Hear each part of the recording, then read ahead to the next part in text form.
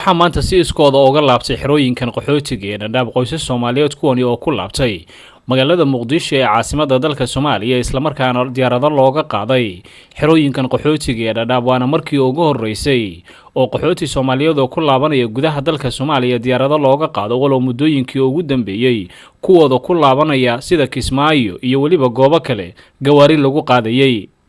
aadan Rashiid Cabdi waa sargaalka ugu sarreeya hay'adda UNHCR qaybteeda dib u celinta isagoo amuurtan ooga waramay TV-ga caalamiga ee Som News TV wuxuu ku bilaabay hadaladiisa. magacayga waa aadan Rashiid Cabdi oo u shaqeeya hay'adda UNHCR sargaalka u xisaaran arrimaha dib u laabashada Soomaaliya. maadsantihiin maanta waxaan safarta u horeysay diyaarad ku baxday Muqdisho ayaan dirnay waxaa baxday 24 qoys oo ka kooban 116 shakhsi oo Muqdisho toos u aaday waxaan soo nahay horaan inaan saddex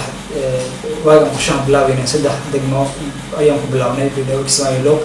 kadib 6 degmo ayaa lagu soo daray ay Muqdisho ku jirto laakiin 6 dambe gadaal laga soo daray nasiib darro arrimo amaan iyo arrimo maartay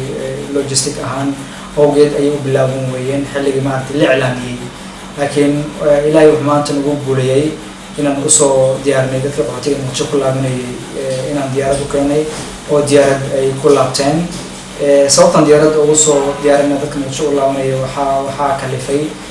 waxaan noo sheegay baydhabo Kismaayo iyo maartay meelo qaarkood wadada dadkii xamar u socday si marayeen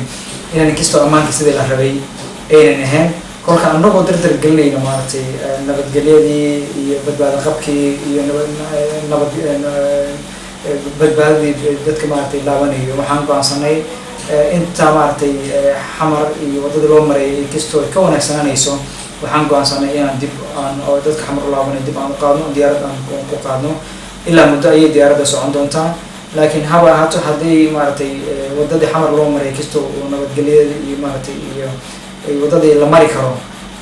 noola xaqiijiyo wadada in la mari karo waxaan rajaynaynaa dadka xamar iyo meelo kale oo aadayeen inay lagu qaadi doono gaari iyo wadada mari doono insha Allah sax u kala qaadnay laba diyaarad oo sii marayso transit ahaan ku sii marayso wajeer ayagoo maartay halkaas inta looga fududeeyay arrimihii immigration exit modalities waxa kala lagu dhaho macnaha meeshii ay ka baxayeen macnaha inta dhadhaab ma aha airport rasmi oo dawladda u diiwaangashan aha waxay sii marayeen wajeer ay sii marayeen sidii halkaas ay uga sii duulaan laakiin haba ahaato xarunta dawladda dhexe inaan maartay wada hadal la furno sidii ay noo ogolaadaan iyo qolooyinka maartay civil aviation u xilsaaran arrimaha maartay duulitaanka diyaaradaha u xilsaaran inay noo fududeeyaan mise noo ogolaadaan inay dhadhaab laga furo xarin immigration si macnaha dadkii ay toos halkan dhadhaab uga duulaan xamar ay toos u aadaan waagi hore dadku way yarayaan طبعا حقيقة dadku waagi hore way yaraan waayo waxaa waagi hore dardar gelinayna istiix gelinayna dadku laabanayo baydhabo Kismaayo saddexda degmo kali ayaan dardar gelinayna laakiin hadda way ziyaadeen sababta keentay dadka inay isdiiwaan gelinayna waxaa keentay meelihii loo laabanayay ayaan kordhinay waxaan ka dhignay 9 degmo oo loogu talagalay inay macnaha taakuleen toos ah ku Kenya ah iyo ku Soomaaliya loogu talagalay in la siiyo iyo ku qoto dheer oo dadkii macnaha sidii dib u dhaxgal lahayn bulshada ay u laabanayeen waxaa kaloo hadda furan ee wajiga labaad cid walba u socdo Soomaaliya